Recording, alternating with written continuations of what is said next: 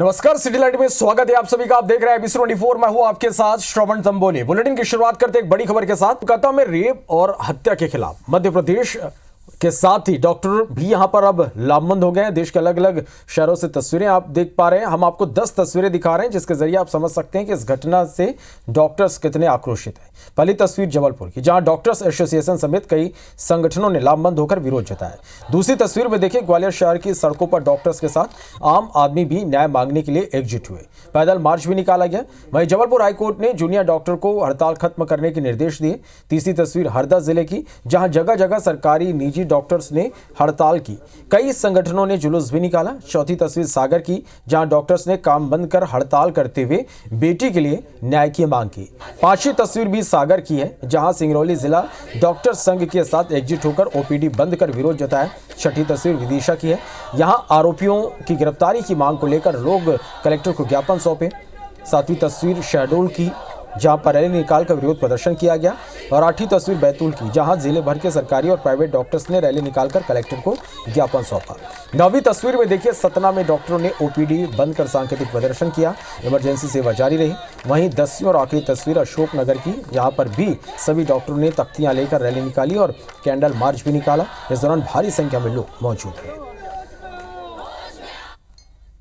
इधर बिलासपुर में भी कोलकाता में ट्रेनी डॉक्टर के रेप और हत्या का विरोध जारी है। आईएमए और जूनियर डॉक्टर्स ने काम बंद कर आक्रोश मार्च निकाला। रैली में बड़ी संख्या में आईएमए के पदाधिकारी, डॉक्टर्स और जूनियर डॉक्टर्स शामिल हुए। आईएमए और जूनियर डॉक्टर्स ने शासन से मांग की कि दोषियों को कड़ी से कड़ी सजा दी जाए।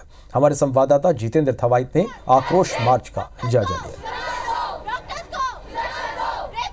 कोलकाता में रेजिडेंट डॉक्टर के साथ हुए बर्बरता को लेकर पूरे देश में उबाल है। लगातार इसको लेकर विरोध प्रदर्शन किया जा रहा है। छत्तीसगढ़ में भी आज आईएमए ने स्वास्थ्य सेवाओं को बंद रखने का ऐलान किया है। इसके साथ ही उनसे बात करते हैं कि आखिर किस मांगों को लेकर वो यहाँ पर प्रदर्शन कर रहे हैं। क्या मांगे हैं आप लोग की? किन मांगों को लेकर प्रदर्शन आप लोग कर रहे हैं? सर, रेपिस्ट को अगर जो भी स्केपगोट है उसे पकड़ो, जो एक्चुअल केस सामने आ चुके हैं, जो एक्चुअल कल्प्रिट्स है उन्हें पकड़ो, उन्हें सजा दो।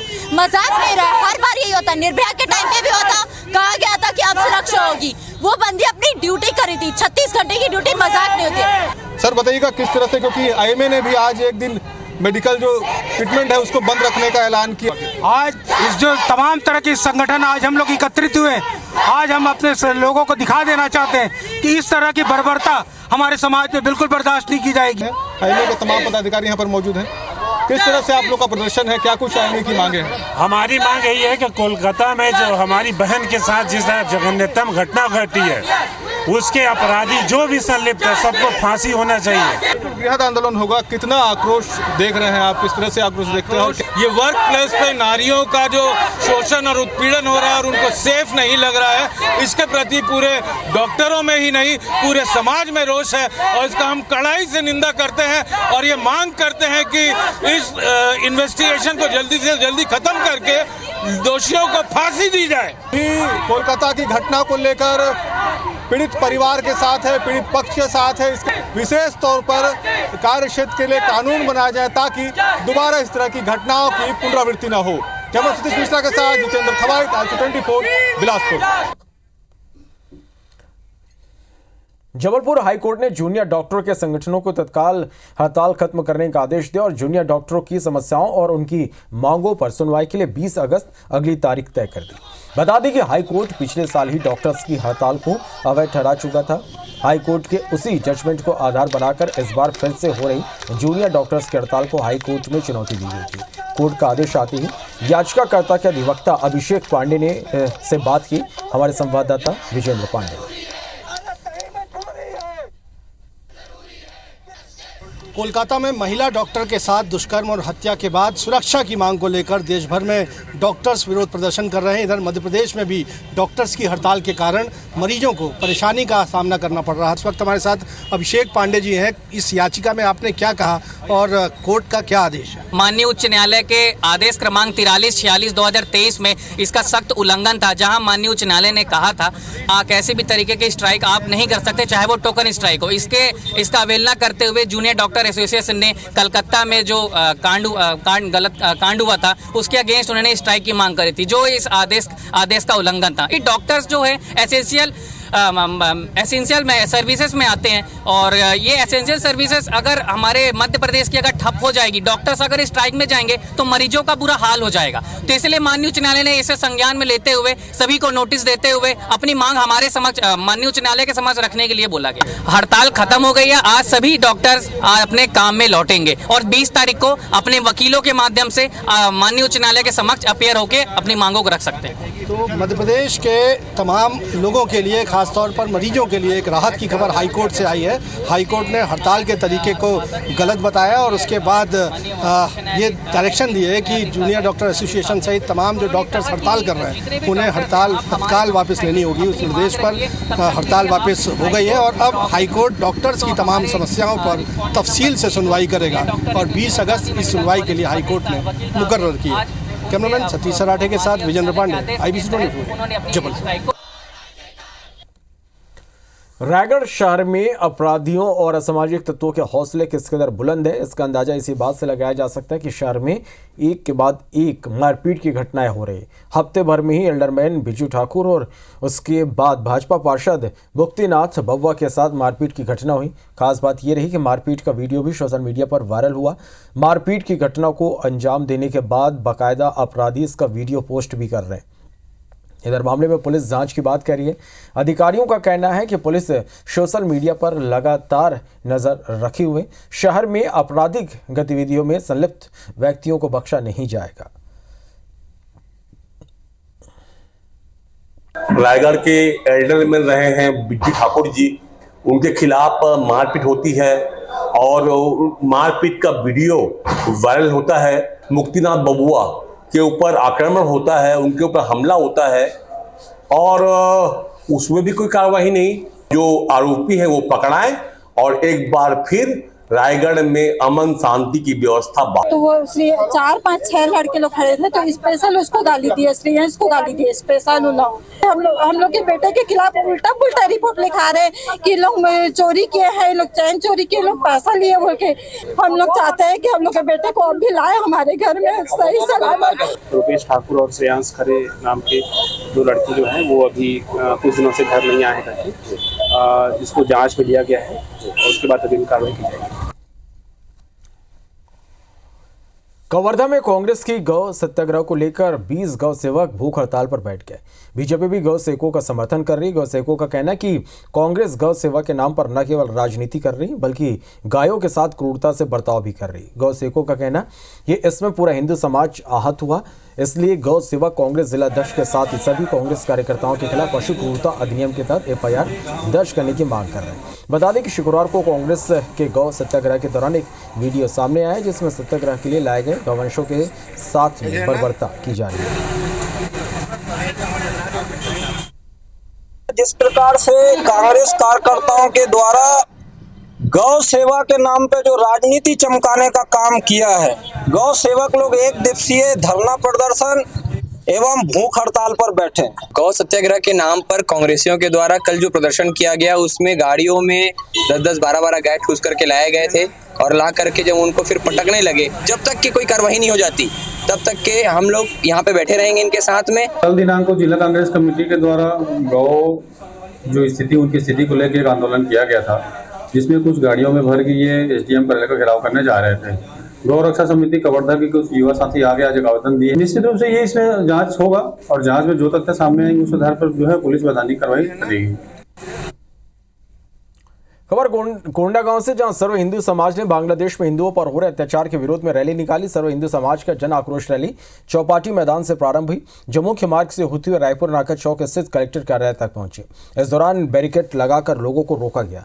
मौके पर ही SDM को ज्ञापन देकर रैली का समापन किया गया। ज्ञापन में सर्व समाज ने मांग रखी कि हमारे देश में अनधिकृत रूप से बांग्लादेशी घुसपैठिए प्रवेश कर रहे हैं, इस पर संज्ञान लेकर विधिवत कार्रवाई की मांग की गई।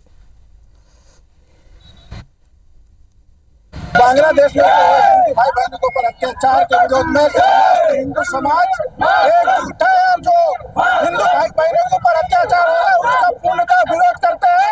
हमारे पड़ोसी देश बांग्लादेश में हिंदुओं के ऊपर अत्याचार हो रहा है, महिलाओं माँ बहनों के साथ बलात्कार हो रहा है। चौपाटी मैदान से रायपुर नाका तक रैली निकाले हैं और ज्ञापन सौंपेंगे आज पूरे जो देश में जो घटना हो रही है, खासकर पश्चिम बंगाल में और बांग्लादेश में जो घटना घटी है, उसको लेकर के हम सब हिंदू आज आक्रोशित रैली के रूप में यहाँ आए हैं और एक विरोध प्रकट कर रहे हैं कि हिंदुओं के अपमान नहीं सहेंगे। हटा में 14 अगस्त की रात हुए सड़क हादसे के बाद से लगातार सामाजिक संगठनों में आक्रोश है। सड़क हादसे में घायल युवक लक्ष्मी नारायण साहू की इलाज के दौरान मौत के बाद शनिवार सुबह हालात तनावपूर्ण हो गए। सामाजिक संगठनों ने शहर का मुख्य बाजार और दुकानें बंद कराकर प्रदर्शन किया, साथ ही अंधियारा बगीचा में सड़क जाम कर नारेबाजी की। इस दौरान प्रदर्शनकारियों ने आरोपी कार चालक के खिलाफ कड़ी कार्रवाई की, बुलडोजर से घर तोड़ने और मुआवजे की मांग की गई। मामला धर्म विशेष से जुड़ा होने के कारण प्रशासन ने मोर्चा संभाला और जाम खुलवाया। फिलहाल इलाके में बड़ी संख्या में पुलिस बल तैनात किया गया। हटा छावनी में तब्दील है। कोरबा मेडिकल कॉलेज प्रबंधन का एक बार फिर अमानवीय चेहरा सामने है। आरोप कि यहां एक महिला के उपचार के अभाव में मौत हो गई। मृतका का पुत्र जांच सैंपल भेजने के लिए डॉक्टर को खोजता रहा, जब deputy medical superintendent Durga Shankar Patel ने अभद्रता कर दी और घटना का एक वीडियो भी सामने आया है। पुरानी बस्ती निवासी उमेश खुल्लर अपनी मां का उपचार कराने सुबह मेडिकल कॉलेज अस्पताल पहुंचा और ड्यूटी में तैनात इमरजेंसी चिकित्सकों ने कुछ जांच करने के लिए कहा। इस जांच की सुविधा मेडिकल अस्पताल में नहीं थी, इसके लिए अनुबंधित निजी लैब सैंपल भेजने के लिए मेडिकल स्टाफ अनुपस्थित था, जिसको खोजने 4 घंटे बीत गए। उमेश की मां का निधन हो गया। इस घटना के बाद मेडिकल कॉलेज प्रबंधन कितना संवेदनशील है, इसकी पोल अब खुल गई।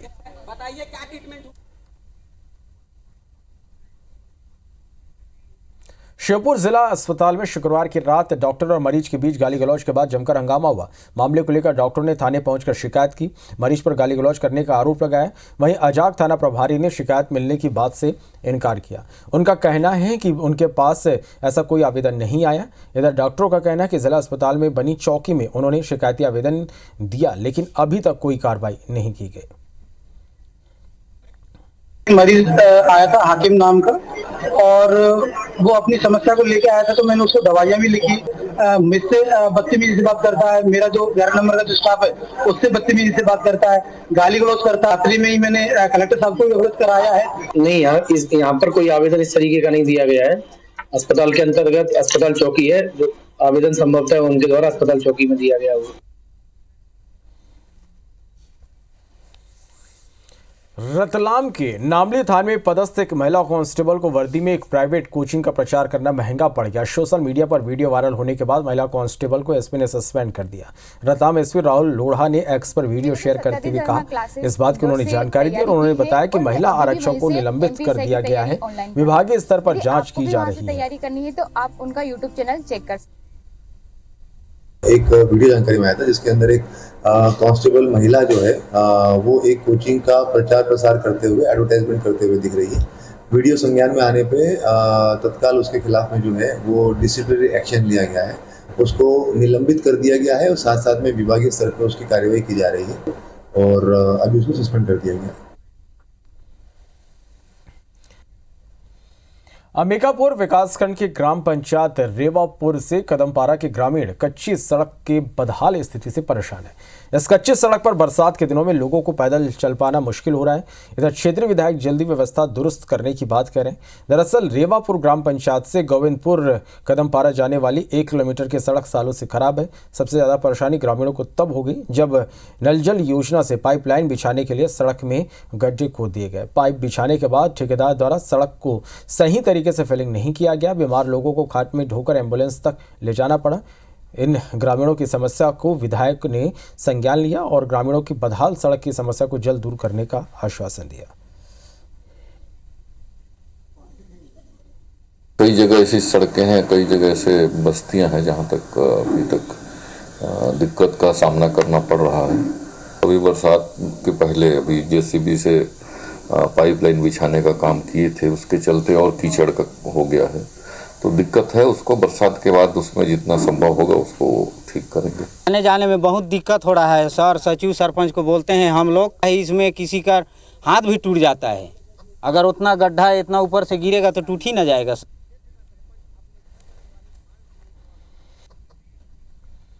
खबर बिलासपुर से, जहां हाईकोर्ट ने 5 साल की बच्ची के यौन उत्पीड़न के दोषी की सजा बरकरार रखी।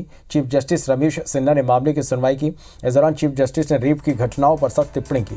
उन्होंने कहा कि बलात्कार केवल शारीरिक हमला नहीं, बल्कि ये अक्सर पीड़िता के पूरे व्यक्तित्व को नष्ट कर देता है। दरअसल ये पूरा मामला नवंबर 2018 की है, जहां नाबालिग पीड़िता रायपुर में एक स्थानीय दुकान पर चॉकलेट खरीदने गई थी। दुकान के मालिक ने उसे मिठाई देने के बाद अपने घर में बुलाया और फिर उसका यौन उत्पीड़न किया। शिकायत पर टिकरापारा पुलिस ने मामला दर्ज कर आरोपी को गिरफ्तार कर लिया था, जिसे निचली अदालत ने 20 साल के कठोर कारावास की सजा सुनाई थी, जिसे हाईकोर्ट ने बरकरार रखा।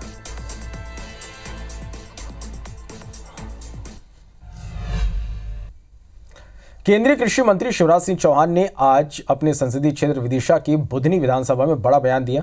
शिवराज ने कहा कि हम कुर्सी पर बोझ बनने के लिए नहीं आए हैं, जब तक सांस चलेगी तुम्हारी भलाई के लिए चलेगी। देरी से अपने संसदीय क्षेत्र में आने के लिए माफी मांगते हुए कहा कि ढंग से काम करने के लिए मैं दिल्ली में डटा था।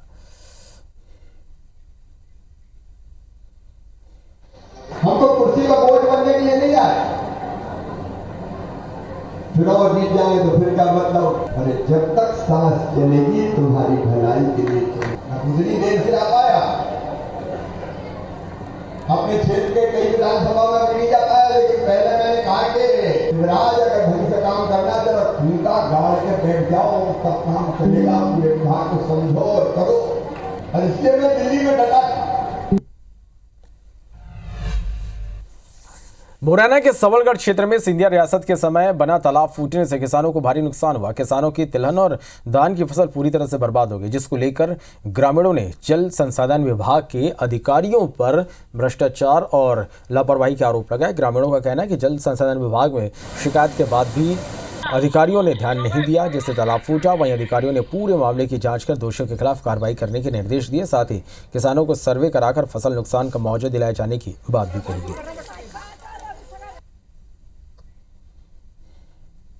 कच्ची नाराम नामनी को वकार है, अपनी फसल है और खेत है, 3 बीघा में तो सपक न मान ली देने जब बने गई और न कोई बड़ा पैकेज आएगा इसके लिए। मतलब तो मैंने कहा ये तो पैसे के चक्कर में लगे हैं, चाहे आदमी का कितना भी नुकसान हो जाए। इसमें करीब करीब मान के चलो आप 1-1.5-2 करोड़ की फसल का वो है, वहाँ तक जो 5-7 गम लग रहे हैं। पेड़ पौधा सब खड़े, सफाई ना भैया कहते हैं, कम से कम 6-7 दिन भैया सफाई। तालाब में क्षमता से अधिक पानी आ गया, जिसके कारण तालाब टूटा। लेकिन मैं इतना जरूर कहूंगा, जो 3 गांव में जो स्थिति होनी चाहिए थी वो टूटने के बाद, वो जिला प्रशासन ने वो नहीं होने दी। फिर भी यदि लोगों को कोई हानि हुई है तो हमारे यहाँ प्रावधान है, अरबी हम नियमानुसार उसका सर्वे करा के भुगतान करेंगे। भिलाई से कांग्रेस विधायक देवेंद्र यादव को बलौदाबाजार पुलिस ने भिलाई से गिरफ्तार कर लिया। देर रात उन्हें बलौदाबाजार लाया गया, कोर्ट में पेश किया गया। कोर्ट ने देवेंद्र को 3 दिन के रिमांड पर भेज दिया। इधर इस गिरफ्तारी के विरोध में कांग्रेसी सड़क पर उतर गए। जगह जगह विरोध का दौर शुरू हो गया। 3 तस्वीरें देख रहे हैं। पहली तस्वीर बिलासपुर की, जहां नेहरू चौक में समर्थकों ने प्रदर्शन किया। बलौदाबाजार में कोतवाली थाने के आसपास बैरिकेडिंग कर नो मेंस लैंड जोन बनाया गया। वहीं तीसरी तस्वीर केशकाल की, जहां केशकाल नगर के बस स्टैंड में युवा कांग्रेस के जिला अध्यक्ष एकांत नाग के नेतृत्व में पुतला दहन किया गया।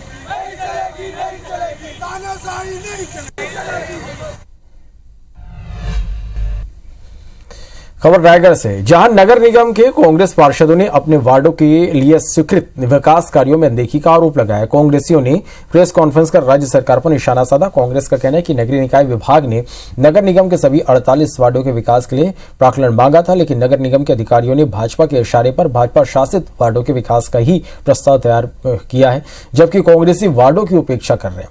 कांग्रेस ने इस मुद्दे को लेकर उग्र आंदोलन की चेतावनी दी। रायगढ़ नगर निगम में रायगढ़ विधानसभा के लगभग 43 वार्ड आते हैं, जिसमें से 23 वार्ड जो है वो कांग्रेस के पार्षद है। उस 23 वार्डों में 1 रुपया का भी राशि बीजेपी सरकार द्वारा विकास कार्य के लिए आवंटित नहीं किया गया है। भाजपा के चुनिंदा वार्डों में 20-20 लाख की राशि बिना निगम के प्रस्ताव के वितरित कर दिए हैं। क्या मैं आपसे आपके चैनल के माध्यम से पूछना चाहूंगा भाजपा सरकार से, क्या बाकी वार्ड के लोग आपकी जनता नहीं है? वो लोग आपको वोट नहीं दिए हैं, राजनीति से ऊपर उठकर शहर विकास को प्राथमिकता देना चाहिए, क्योंकि सभी आम जनता ने उसको वोट देकर चुनाव जिताया है, तो सभी का विकास होना चाहिए, सभी वार्डों में विकास होना चाहिए। इसके लिए सहायक सरकार, जो सहायक सरकार है, उसको अवगत कराई जाएगी। पूर्व में जब कांग्रेस की सरकार थी और अभी नगर सरकार कांग्रेस की है, इन लोगों ने अभी तक विकास कार्यों के लिए न तो निविदा किया, न इन लोगों ने कार्य स्वीकृति प्रदान की। कांग्रेस के पास अब कोई मुद्दा बचा नहीं है। पिछले विधानसभा और लोकसभा चुनाव में सोचनी पराजय हो जाने के बाद उन लोगों को स्थानीय निकाय के चुनाव में अब जनता नकार देगी और रायगढ़ नगर निगम में भारतीय जनता पार्टी का महापौर और पूरी उनकी कमेटी एमआईसी बनेगी। केंद्रीय मंत्री डॉक्टर वीरेंद्र कुमार और मुख्यमंत्री विष्णु देसाई ने राजधानी रायपुर के शंकर नगर स्थित बीटीआई मैदान में 17वें दिव्य कला मेला का शुभारंभ किया। इस दौरान सीएम ने दिव्यांगजन पार्क के लिए रायपुर में 5 एकड़ जमीन उपलब्ध कराने की घोषणा की। तो वही मंत्री डॉक्टर वीरेंद्र कुमार ने पार्क के निर्माण की घोषणा की। बता दें कि रायपुर में दिव्य कला मेला का आयोजन 16 से 23 अगस्त तक किया जाएगा। वहीं केंद्रीय मंत्री डॉक्टर वीरेंद्र कुमार ने कार्यक्रम को संबोधित किया और कहा कि दिव्यांगजनों में प्रतिभा की कमी नहीं है, उन्हें प्रोत्साहित करने और आगे बढ़ाने की जरूरत है। आकांक्षा इंस्टीट्यूट के दिव्यांग विद्यार्थियों ने मनमोहक प्रस्तुति दी। मुख्यमंत्री ने इन विद्यार्थियों के 51,000 रुपए का पुरस्कार भी दिया। सीएम ने दिव्यांगजनों को मोटराइज्ड ट्राईसाइकिल के साथ कई व्यवसायों के लिए लोन भी दिलाया।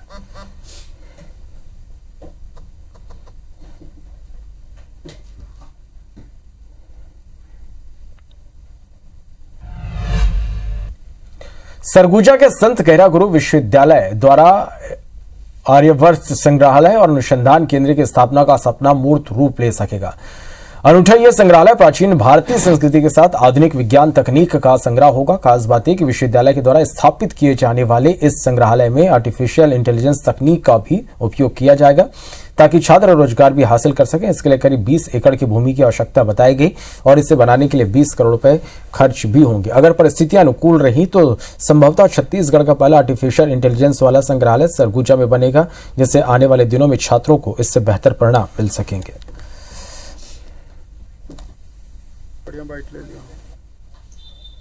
यह विश्वविद्यालय इसके अंतर्गत ये जो संग्रहालय बनने वाला है वो डिजिटल मोड में भी रहेगा, फिजिकल मोड में भी रहेगा और उसके लिए जो विषय विशेषज्ञ जिनसे हमने अनुरोध किया है, भुजंग बोबडे भैया, वो हमारे साथ में है। छत्तीसगढ़ की भूमि में पहली बार अंबिकापुर में संत गहरा विश्वविद्यालय में प्राचीन हमारी पुरातत्वीय संस्कृति से लेकर के आर्टिफिशियल इंटेलिजेंस तक एक ऐसा एक वाइड कैलेडोस्कोप में बनने वाला एक पहला संग्रहालय होगा। आप ये कह सकते हैं कि आर्टिफिशियल इंटेलिजेंस बेस्ड देश का ये पहला संग्रहालय इस भूमि पर निर्माण होने जा रहा है। रायपुर के श्री श्री राधारास बिहारी जी मंदिर में 17 से 19 अगस्त तक प्राण प्रतिष्ठा महोत्सव का आयोजन किया जा रहा है। सोमवार सुबह 5 बजे श्री राधारास बिहारी जी के विग्रहों की स्थापना पुराने मंदिर से नवनिर्मित मंदिर में की जाएगी। इसके लिए मंदिर को विशेष रूप से सजाया गया। महोत्सव कमेटी के चेयरमैन राजेश अग्रवाल ने बताया कि तीनों दिन मंगल आरती, श्रीमद् भागवत कथा, कीर्तन, भजन और महाप्रसाद वितरण होगा। स्थापना के लिए मायापुर से विशेष 11 पंडितों की टीम आई है जो 11 कुंडी यज्ञ कर रहे हैं। सोमवार को प्राण प्रतिष्ठा के बाद गुरु पूजा, उत्सव, विग्रह श्रृंगार, उनका प्रथम दर्शन, महाआरती और महाप्रसाद वितरण के बाद भजन कीर्तन का आयोजन किया जा रहा है। श्री श्री राधा रास बिहारी जी इस्कॉन टेम्पल टाटीबंध रायपुर में जो नया मंदिर बना है उसको लेकर के छत्तीसगढ़ वासियों में बड़ा उत्साह देखा जा रहा है। 17, 18 और 19 3 दिन का ये बहुत बड़ा प्राण प्रतिष्ठा महोत्सव का आयोजन किया गया है। ये तो हमारे परम पूज्य भक्त सिद्धार्थ स्वामी महाराज जी के पिछले 25 वर्षों के अथक परिश्रम का ये फल है। तो चूंकि इतना भव्य मंदिर बन रहा है, इसीलिए हमने इसकी जो भव्यता है उद्घाटन समारोह के लिए उसमें भी कोई कसर नहीं छोड़ी है। उमरिया के संजय गांधी ताप विद्युत केंद्र परियोजना में फायरमैन के पद पर पदस्थ जेपी गोस्वामी ने प्रदेश का नाम रोशन किया। उन्होंने जबलपुर में विद्युत क्रीड़ा नियंत्रण बोर्ड ऑल इंडिया की ओर से आयोजित पावर लिफ्टिंग में रजत पदक हासिल किया। उन्होंने इसके लिए 15 अगस्त को स्वतंत्रता दिवस के मौके पर ऊर्जा सचिव मनु श्रीवास्तव, जनरेटिंग कंपनी के एमडी मंजीत सिंह की मौजूदगी में यह सम्मान प्राप्त किया। उत्तर प्रदेश, आंध्र प्रदेश, ये सारी टीमें आई हुई थी, कई राज्य 14 राज्य की टीमें आई हुई थी, उसमें मुझे सिल्वर मेडल प्राप्त हुआ। ये बड़े गर्व की बात है कि हमारे ही बीच पदस्थ leading fire officer Shri JP Goswami ji ने अभी रिसेंटली जो all India inter state tournament हुआ था इलेक्ट्रिसिटी बोर्ड का, उसमें रजत पदक जीता है। ये रजत पदक या गोल्ड पदक ये कई बार कई प्रतियोगिताओं में इन्होंने स्टेट लेवल पे और इंटरनेशनल लेवल पे भी जीती हैं। और बड़ी खबर है बलौदा बाजार से, जहां देवेंद्र यादव को 3 दिन की न्यायिक रिमांड पर जेल भेजा गया है। पुलिस ने बलौदा बाजार CGM कोर्ट में पेश किया। देवेंद्र यादव को रायपुर जेल लाया जा रहा है, ये बड़ी खबर है। सुनवाई के दौरान कोर्ट के बाद देवेंद्र के समर्थक बड़ी संख्या में मौजूद रहे, तो ये बड़ी खबर। और इस खबर से जुड़ी अपडेट हम आपको बता दें कि देवेंद्र यादव को कोर्ट में पेश किया गया और 3 दिन की न्यायिक रिमांड पर उन्हें जेल भेज दिया गया है। पुलिस ने बलौदा बाजार CGM कोर्ट में पेश किया। अब देवेंद्र यादव को रायपुर जेल लाया जा रहा है। सुनवाई के दौरान कोर्ट के बाहर देवेंद्र के समर्थक बड़ी संख्या में मौजूद रहे। पुलिस बल भी भारी संख्या में यहाँ पर तैनात किया गया था। भारी गहमागहमी की स्थिति यहाँ पर बनी हुई है। अपडेट ये कि 3 दिन की न्यायिक रिमांड पर उन्हें जेल भेजा जा रहा, रायपुर उन्हें लाया जा रहा।